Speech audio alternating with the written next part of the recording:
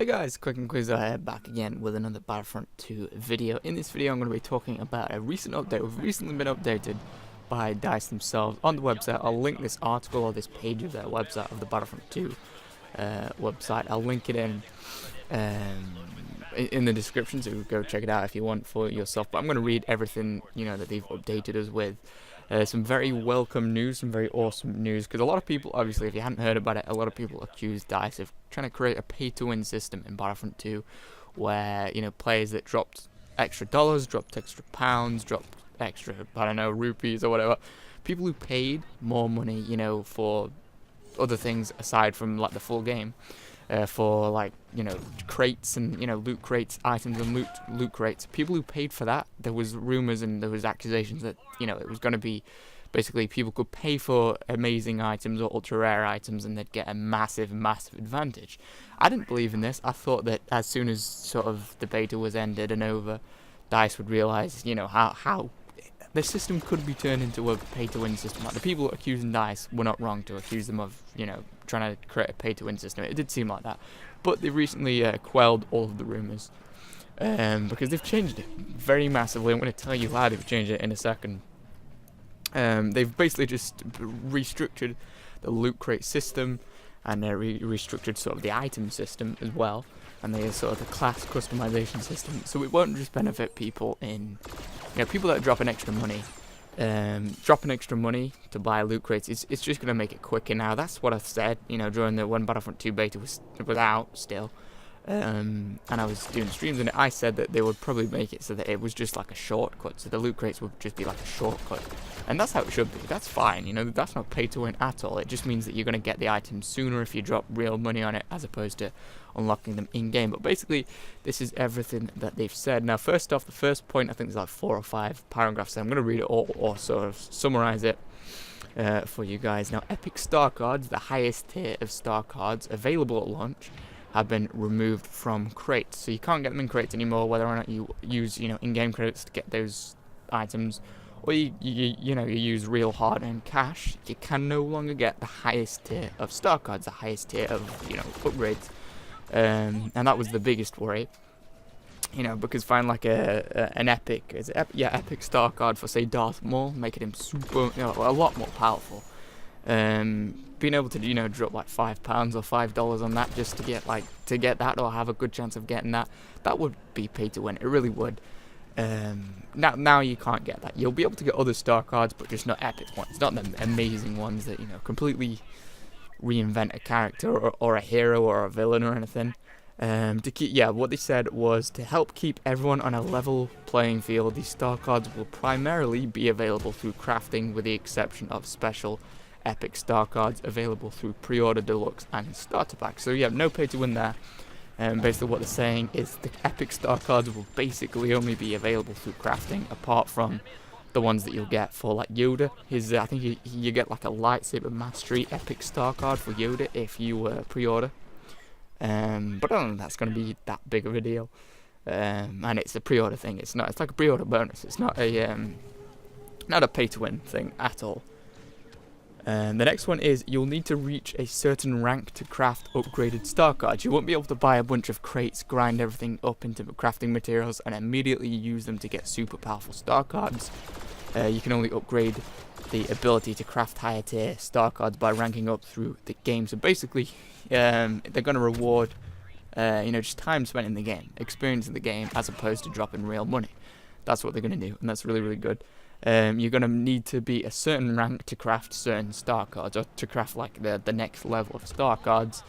Whereas, before, in the old system, you could have just bought a ton of crates, grind them up into, usable crafting materials, and immediately use them to go ahead and buy super powerful star cards or craft super powerful star cards. Now you're going to need to be the right level, so it's not just going to reward players who, have spent like 10 minutes in the game, and then drop like $10 on 5 crates, or however much they're going to be, however much they're going to cost.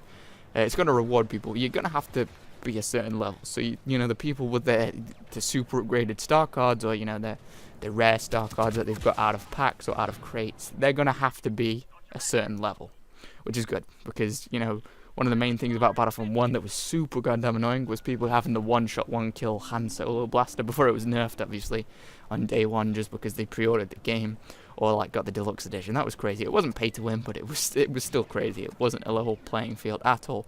Now, weapons are going to be locked behind specific milestones, while a select few will be found in crates. Some like weapons, some star card weapons, like the Stinger pistol, or like the Scout pistol. But Scout pistol's not in this, thankfully, but the overpowered little Scout pistol thing from Battlefront 1.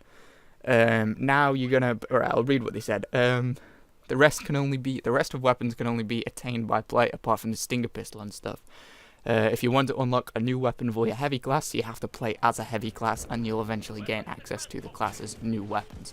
Again, rewarding gameplay time over dropping extra money. So the rich kids, the rich guys, the rich players that don't really, value their money that much, and they want to drop a ton of money on shortcuts, they're out of luck here. They're not gonna have like all the best weapons and everything. That was the main worry actually for me. It was like I said, Han Solo's a one-shot blaster. They're not going to have like a massive advantage with the weapons or anything now. This is even an even bigger deal than the epic star cards, I think, because having like super upgraded weapons, that's even more useful.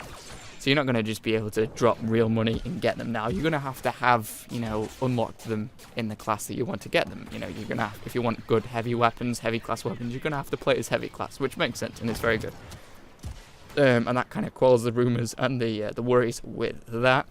Now, with class-specific gear and items, they can only be unlocked by playing as them. So it's the same with the weapon system, and playing as a heavy class unlocks heavy class weapons. As you progress through, this is what it said, as you progress through your favourite class, you'll hit milestones granting you class-specific crates. These will include a mix of star cards and crafting parts to benefit your class's development. So basically, again, rewarding gameplay over dropping extra money. Very good way of doing it. Now, the star cards and the sort of the supposed pay-to-win system, now that's just going to be reduced to... You'll still be able to get, like, rare. You're not going to be able to get epic, which are ultra rare, I believe. You're not going to be able to get those star cards, but you are going to be able to get rare star cards and, like, moderate star cards from crates and from packs, whether or not you buy them with in-game credits or real money.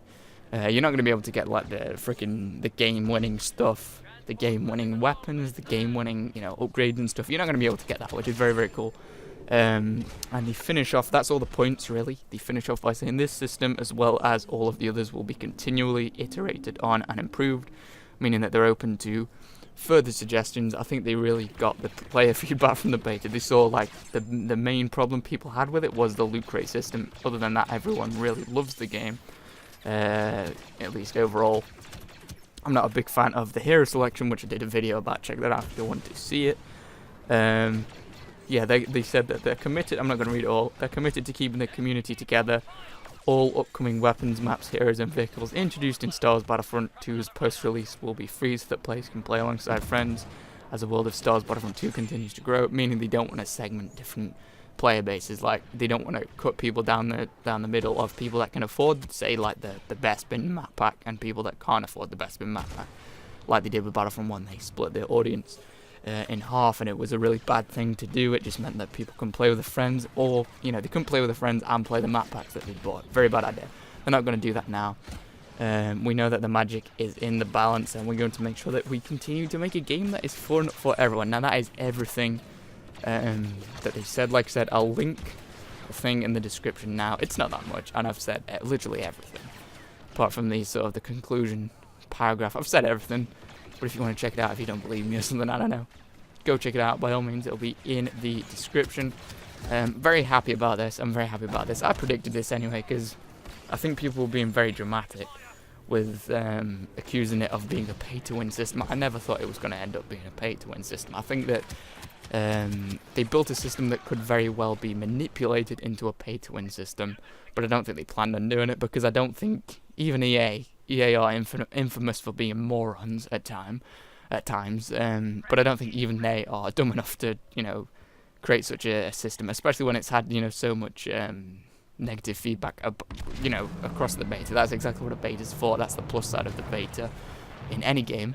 It's to show, if there's super big flaws, it's to say, right, you need to sort this out, you need to fix it. So, it's all good.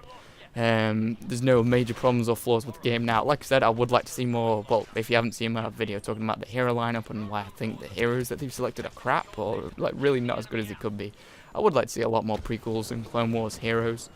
But other than that, that's not like a flaw in the sort of the foundation of the game anyway. It's still gonna play as a good game now. Like I said though, I mean basically what I want is General Grievous and his helicopter mode attack. That's what I want. That's what I goddamn want. Hopefully we'll get it. I don't know. But check that video out. I'll go into much more detail in that video. But that's gonna do it for this video. Hope you guys found it informative or enjoyed it or found it interesting. If you did, leave a like. It would really help me out, and I would really appreciate it. If you want to see any more of my videos, definitely stick around and subscribe. Anyway, thank you guys so much for watching, and I'll see you all in the next video.